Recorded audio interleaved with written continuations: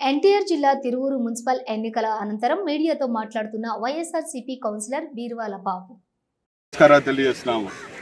తిరువూరు పట్టణంలో జరుగుతున్న పరిస్థితుల్ని 19వ తారీఖు నుండి ప్రజలందరూ గమనిస్తున్నారు. ఈ రాష్ట్రం మొత్తం గమనిస్తుంది.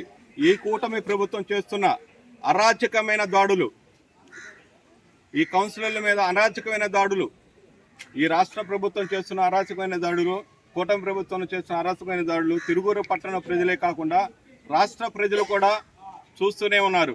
అసలు ఏమిటి, వీళ్ళకి బలం లేదు కదా, 3 సభ్యులే కదా ఉంది, అయినా కానీ 8 నెలల కాల పరిమితే కదా. ఈ 17 మంది వైసీపీ సభ్యులు ఏంటి కొంటం ఏంటి, పశువుల్లో సంతలం కొన్నట్టు కొంటం ఏంటి, ఈ డబ్బుల ప్రవాహం ఏంటి, ఈ డబ్బులు ఎక్కడి నుంచి వస్తున్నాయి, ఈ డబ్బులు కొంటం ఏంటి అనేది ప్రజలు ఇస్తూ పోతున్నారు.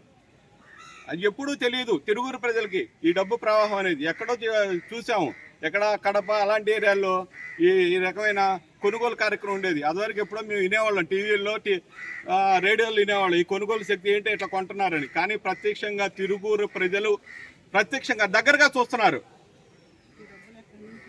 ఈ డబ్బులు ఎక్కడి నుంచి వచ్చినాయి, ఈ అవినీతి పరిపాలనలోంచి వచ్చినాయా, ఈ డబ్బులు ఎక్కడి నుంచి వచ్చినాయని మేము ప్రశ్నిస్తున్నాం ఈ కూటమి ప్రభుత్వాన్ని.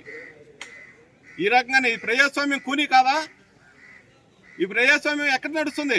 భారత రాజ్యాంగం, బిఆర్ అంబేద్కర్ రాజ్యాంగం ఎక్కడ నడుస్తుంది?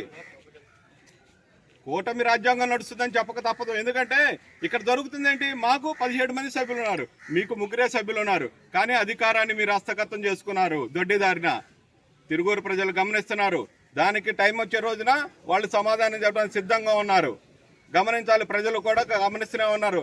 ఇక్కడే కాదు, తిరువూరుకు ప్రజలే కాదు, రాష్ట్ర ప్రజలు కూడా తిరువూరు మీద ఆసక్తి కనపరుస్తున్నారు. ఎందుకంటే 19వ తారీఖున మా బలం 12 మంది ఉన్నాం, అయినా కానీ మమ్మల్ని ఓటుకి అడ్డగించుకున్నారు. ఆ రోజు పోలీసు వ్యవస్థ ద్వారా అడ్డగించారు. ఈ పోలీసు వ్యవస్థ ఆ రోజు ఉన్నట్టయితే మేము విజయం సాధించేవాళ్ళం, నైతికంగా మేము విజయం సాధించాం. కానీ వాళ్ళు అడ్డదారిలో నైతికంగా విజయం సాధించినట్టు కాదు. అది ప్రజా విజయం కాదు, ప్రజల చేత వెనుకున్న ప్రజాప్రతినిధులు కాదు కదా వాళ్ళు. మా మ్యాండేట్ మీద గెలిచారు వాళ్ళు. మా మ్యాండేట్ మీద గెలిచి మీ మ్యాండేట్ని కన్వర్ట్ చేసుకొని మీరు అధికార హస్తగతం చేసుకున్నారని విజయం సాధించామని విర్రబీగుతున్నారు. కానే కాదు, ఇది ప్రజా విజయం కాదు, అడ్డదారి అప్రజాస్వామిక విజయం అని మేము చెప్పదలుచు.